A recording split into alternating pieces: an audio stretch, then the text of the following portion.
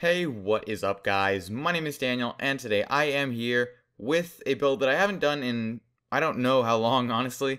I don't think it's been all that long, but I'm going to update it, being that it is one of the most popular ranges to do, which is a $500 gaming PC build, as you could tell by the title. Yeah, not much I could say here. In this build, you'll be getting, decent FPS on Ultra in modern titles. Battlefield 4 on Ultra at 30 plus FPS, Grid 2 at like 50 to 60 FPS on Ultra, Bioshock Infinite on Ultra at like 40 plus FPS, which is just insane. So, you'll be playing modern titles almost maxed out, or, you could play them at like medium settings and get 60 plus FPS, which is just mind-boggling for this price range. So yeah, let's jump right into this. For the CPU, I'm with the AMD Athlon X4 750K 3.4 GHz quad-core processor. This is $79.19.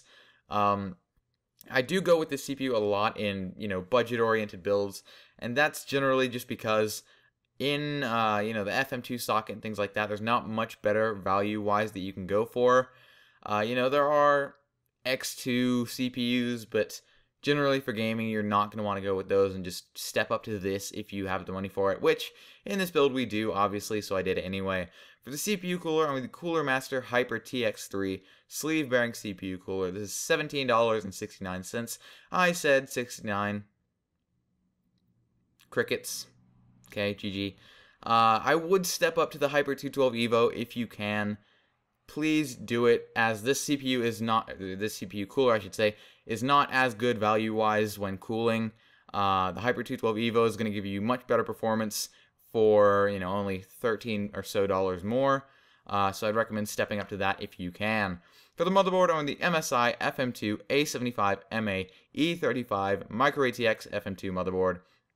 Right now, this is a $5 mail-in rebate, making it $55, which is a great value. Most of the value-oriented motherboards I find tend to be Micro ATX. I don't know what's up with that, but that's the way it seems to be, so, I went with this. I do like Micro ATX a lot, though, because you don't lose all that much upgradability from a full-size ATX board, and obviously you save some money, being that most of the value-oriented boards are Micro ATX, and you save space. So yeah. For the memory, I'm on the G.Skill Ripjaws X series, 8GB, which is 2 sticks of 4GB, DDR3 1866 MHz memory. This is $80, which again is a great value. This is more than enough for gaming. Actually, I say more than enough, but a lot of games are tending to use 8GB, or starting to use 8GB now. Back in the last generation of consoles, you could get away with 4GB, but I think 8GB is kind of the standard now, and this is perfect for that. For the storage, I'm with the Western Digital Caviar Blue 1TB 7200 RPM internal hard drive.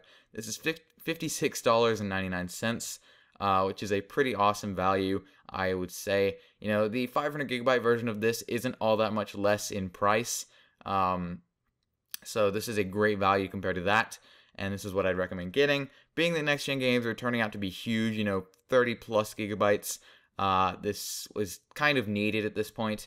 But yeah, for the video card, I'm with the MSI GeForce GTX 750 Ti 2GB video card. Right now, this is a $10 mail-in rebate, making it $160, which is pretty insane. You can do some moderate overclocking on this. I mean, it's not water-cooled or anything. Again, do it at your own risk. That's just a side note there. But for the value, this is a great graphics card. For the case, I went with the Rosewool FBM01 Micro ATX Mini Tower case. This is $30 right now, which again is a great value. You can also go with, an NZX D-Source 210 if you want to go that route, or like a Fractal Core 1000 or Cooler Master N200 if you have a little bit more money. I do like all of those cases a lot. So yeah, moving on to the power supply on the Corsair Builder Series CX430 430 watt 80 plus bronze certified ATX power supply. Right now this has a $20 mail-in rebate, making it $20. In this build we're only using 260 watts, so again you do have a lot of overhead to give you the max efficiency, which is also room to add more hard drives, a better CPU cooler, better graphics cards, whatever in the future. You do have room to do that. So yeah, like this video if you enjoyed, subscribe if you are new here. I post content every other day. Thanks for watching, and peace.